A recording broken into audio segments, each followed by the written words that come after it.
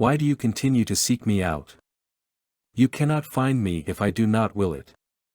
I am the night, and yet, you know I am here. I see you, shivering as I cross the room. You twitch when I slip under your bed. You can feel me. Do you feel my breath on the nape of your neck?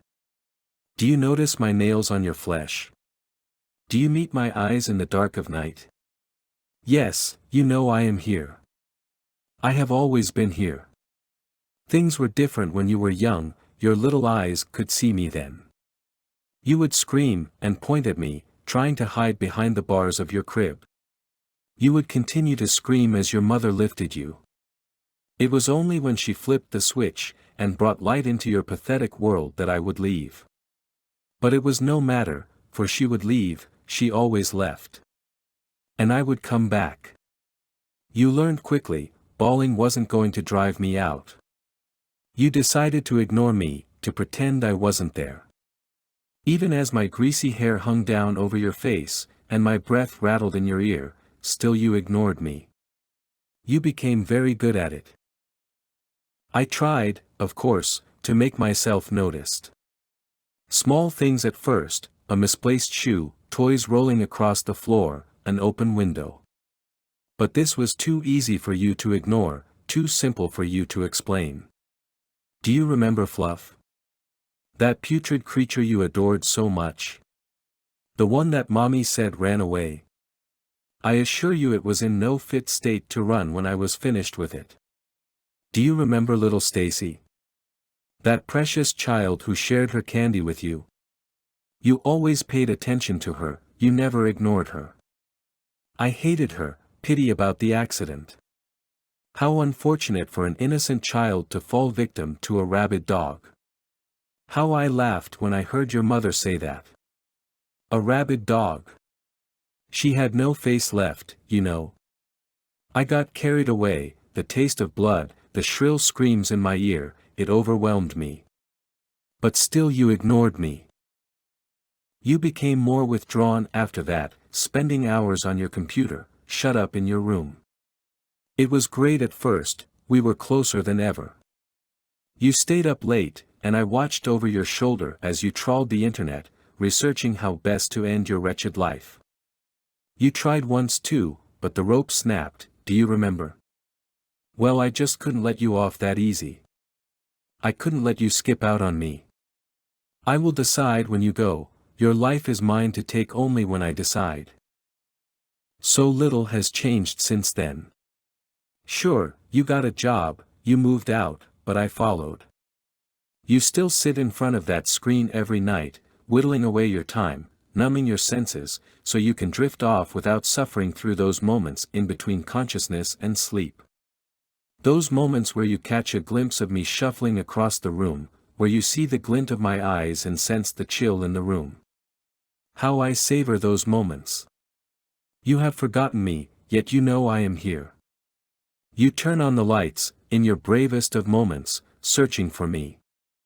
But when you dissipate the dark, I too go with it, for I am the dark. I am the dark of your soul. I will never leave, at least not alone. Oh, some night you will see me, in all my horrific majesty, but I will be the last thing you see.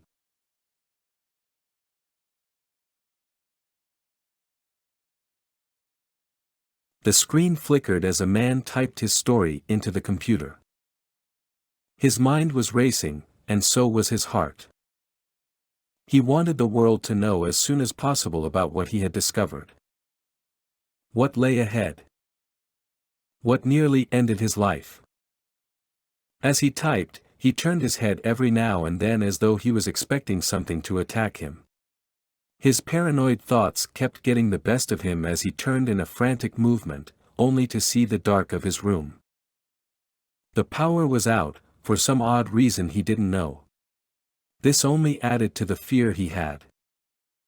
The shadows that came from the objects in his room made him feel crowded and small. He felt scared. He felt weak. He felt alone. A loud bang came from the hallway of his house. The sound of metal pots clanging together filled his ears.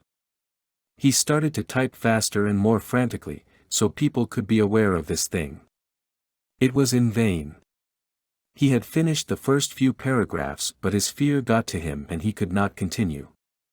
Instead, he hid in the darkest part of his room, covered. Hoping, praying that this thing didn't find him. He saw what it had done to others. He knew what would happen to him. And he knew that his chances of living were small.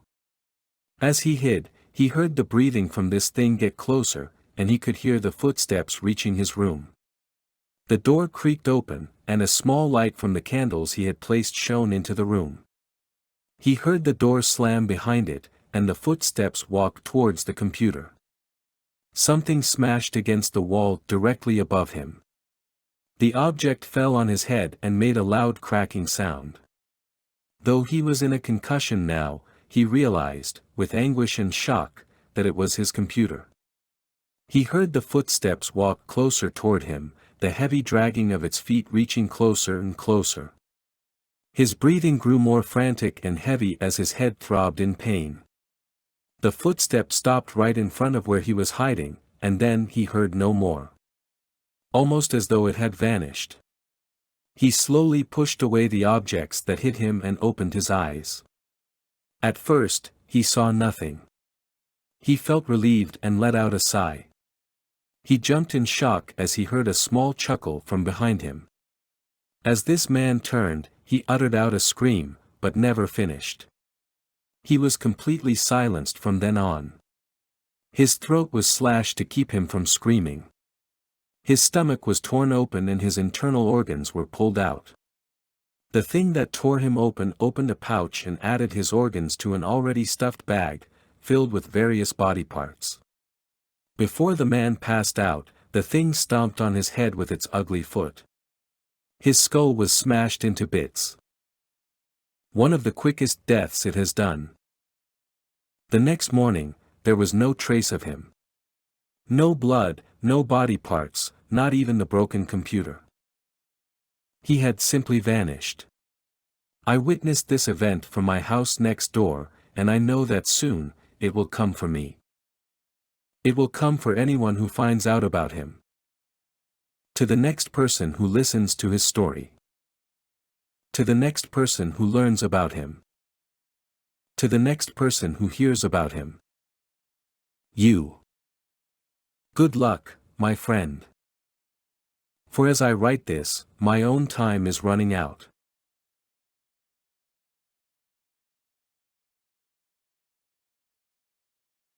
It was 11 o'clock at night, so I turned off the television, brushed my teeth and climbed into bed, securing the soft black covers over myself. For a few minutes, all I saw was darkness, and all I heard was silence, but then suddenly, I heard a sound. It sounded like a liquid gurgling sound, and it was coming from the backyard.